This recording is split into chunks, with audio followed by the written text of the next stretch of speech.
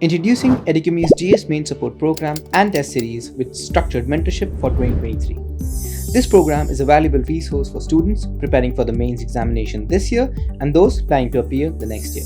Here's what you can expect. 7 subject-wise PYQ sessions, 18 full-length tests including 2 essay tests, model answers for all test papers, post-test discussions, 8 practice tests with model answers and mentor evaluation, and structured mentorship.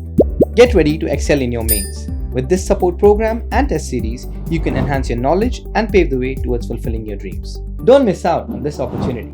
Register now and seize the chance to become an expert in your mains preparation. Take charge of your aspirations and make them a reality.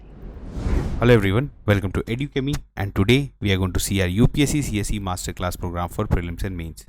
Now this initiative is for you to track your UPSC preparation on a daily basis by solving some questions that are related to prelims and a mains based question. We have already seen some videos in this series. If you want to see them all, you can visit our YouTube channel, you can click on the playlist and you can access all the videos. Now today we are going to solve some prelims related question that is based on medieval history. The questions are going to be factual. What you need to do is to try and attempt the question on your own. Use your information, use the knowledge that you have, try to attempt the question, and then we will see the right answer and also the information that was required to answer that question. So let's start. पहला question है आपके सामने. The medieval Indian writer who refers to the discovery of America is. आपको बताना है, यहाँ पर कुछ ऑप्शंस दिए हुए हैं, ये कुछ medieval Indian writers हैं. आपको बताना है कि इसमें से किसने जो है रेफर किया था डिस्कवरी ऑफ अमेरिका के बारे में. ठीक है, the first option is Malik Mohammad Jayasi, B is Amir Khusro, C is Ras Khan और डी अब्दुल फजल. तो जल्दी से बताइए इसका सही आंसर क्या होगा.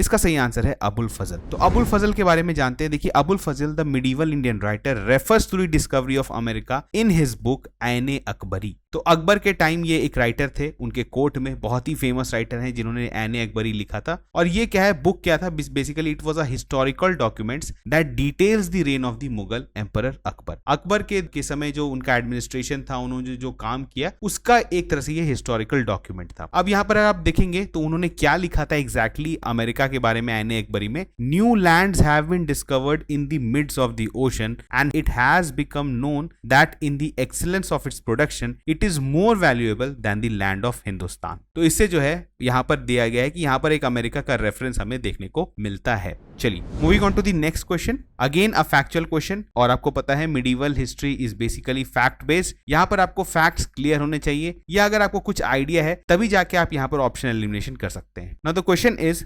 सुल्तान of Delhi who is reputed to have build the biggest network of canals in India was. यहां पर कुछ सुल्तान्स ऑफ दिल्ली का नाम दिया हुआ है. आपको बताना है कि इसमें से किनका नाम जो है वो लिया जाता है for building the biggest network of canals in India. Canals की बात हो रही है. तो यहां पर फर्स्ट ऑप्शन है आपका इल्तुतमिश, बी गयासुद्दीन तुगलक, सी फिरोज शाह तुगलक और डी सिकंदर लोदी. तो जल्दी से बताइए इसका सही आंसर क्या होगा, and then we will discuss about the answer.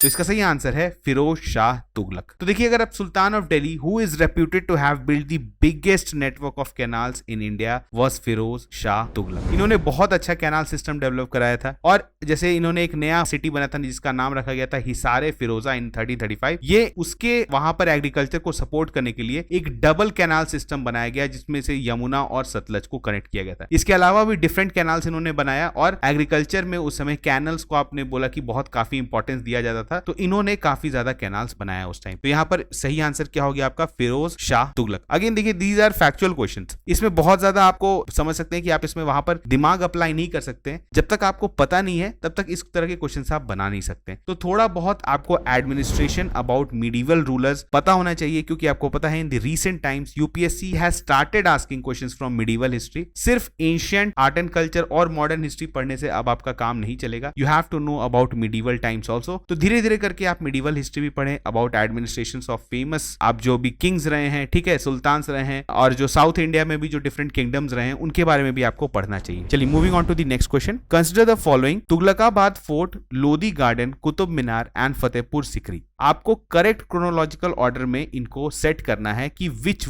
They were built is, मतलब सबसे पहले कौन बनाया गया था और उसके बाद कैसे बनाया गया. तो आपको उसको क्रोनोलॉजिकल ऑर्डर में सेट करना है, सबसे पहले से लेके सबसे बाद तक. ठीक है, तो यहाँ पर ऑप्शंस क्या है आपके 3142, 3124, C is 1324 and D is 1342. Now this is a relatively easy question. क्यों है हम लोग देखेंगे इसको बाद में, लेकिन फर्स्ट पहले आप इस क्वेश्चन का सही आंसर बताइए, फिर हम लोग डिस्कस करेंगे इसके सही आंसर के बारे में भी।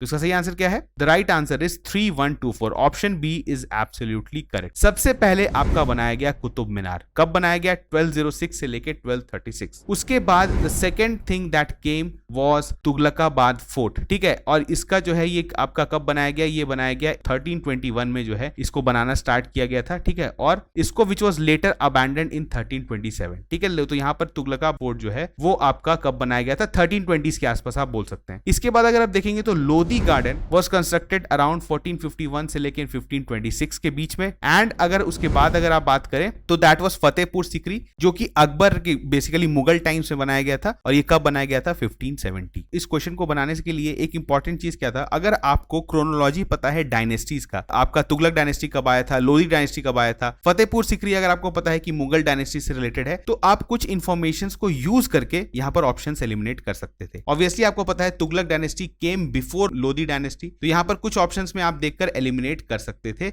और आप आंसर तक पहुंच सकते थे। तो यहां पर अगेन हमने बोला कि यहां पर क्या है, आपको कुछ लॉजिक अप्लाई करना पड़ेगा, पर बेसिकली यहां पर अगर आपको इन्फो है तो आप हमेशा फायदा में रहेंगे। चलिए moving on to the next question. Consider the following dynasties of medieval. देखिए डायनेस्टीज पर बेस्ड क्वेश्चन आ गया। फर्स्ट है Sayyid dynasty, second is Lodhi dynasty and the third is Tughlaq. आपको करेक्ट क्रोनोलॉजिकल ऑर्डर में इनको जो है सेट करना है कि इन विच दे अपीयर्ड इन इंडिया। सबसे पहले कौन आया, उसके बाद कौन आया और उसके बाद कौन आया। तो जल्दी से बताइए इसका सही आंसर क्या होगा।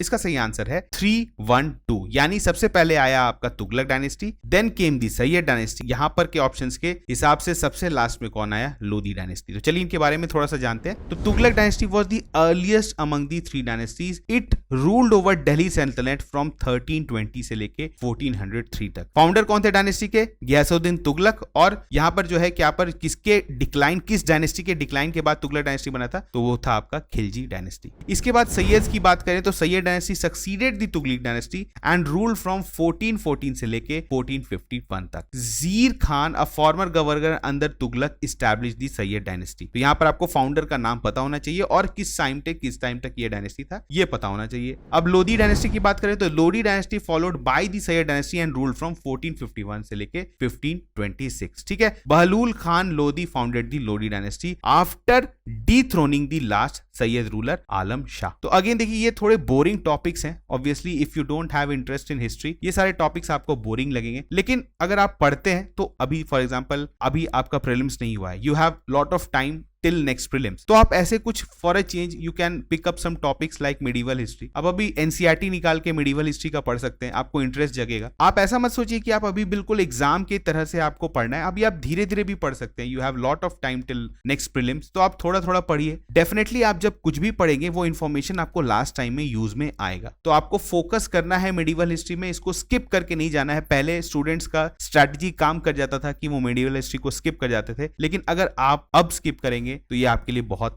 लीथल हो सकता है। चलिए the last question is consider the following statements regarding Bahmani kingdom. यहां पर बहामनी किंगडम के बारे में कुछ स्टेटमेंट्स दिए हुए हैं, आपको बताना है कि इसमें से सही कौन है। And the options are similar to what you saw in the UPSC prelims 2023, only one, only two, all three और नन। स्टेटमेंट्स क्या है? The statement is Alauddin Hasan Gangu Bahman Shah was the founder of the Bahmani सल्तनत in the year 1347 AD. Second statement is it was the first independent Islamic kingdom in South India. And the third was Hindus were inducted in the administration on a large scale. तो which of the following statements is or are correct? Options आपने देख लिया है, only one, only two, all three और none of them. तो जल्दी से बताइए इसका सही आंसर क्या होगा।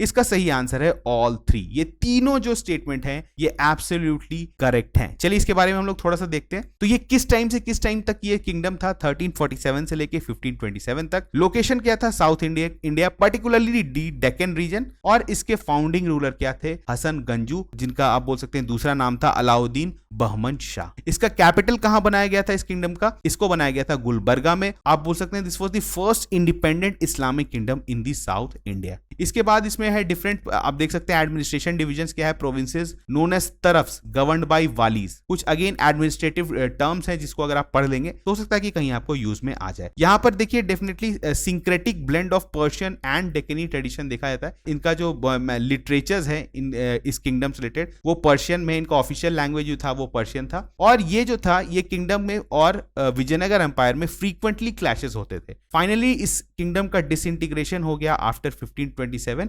Into separate सल्तनट्स। तो यहां पर हमने कुछ इंफॉर्मेशन देखा अबाउट बहमनी किंगडम। अगेन इसके जो इंपॉर्टेंट आर्किटेक्चर्स हैं, जो एडमिनिस्ट्रेशन है, अगर आप इसका एक शॉर्ट नोट बना लेते हैं तो एग्जाम के पहले आप अगर देख के जाते हैं तो उस पर बेस्ड कुछ अगर क्वेश्चन आता है एक भी इंफॉर्मेशन पे तो आप ऑप्शन एलिमिनेशन से आंसर तक पहुंच सकते हैं। लेकिन अगर आप बिल्कुल नहीं पढ़ेंगे तो आपके पास कोई भी इंफॉर्मेशन नहीं रहेगा और उस केस में आपको इस पर बेस्ड अगर कोई भी क्वेश्चन आता है तो आप सॉल्व नहीं कर पाएंगे। तो यहां पर से क्या है हमारा स्ट्रैटेजी कि we don't have to skip the medieval history. Medieval history पढ़ना है, उसको छोड़ के नहीं जाना है। धीरे धीरे पढ़ेंगे, ओवर द टाइम इंटरेस्ट थोड़ा सा जगेगा। बहुत ज्यादा अभी आपको जो है ना क्रैम्प नहीं करना है। सारे होता है ना कि सारे इंफॉर्मेशन को आपको लग रहा है कि एक बार में आप सारा सीख लेंगे, वैसा नहीं होता है। ओवर द टाइम अगर आप सीखते जाएंगे तो आपको क्रोनोलॉजी भी याद हो जाएगा और बहुत important terms related to administration वो भी पता चल जाएगा। ठीक है, तो चलिए मिलते हैं नेक्स्ट लेक्चर में, तब तक थैंक यू।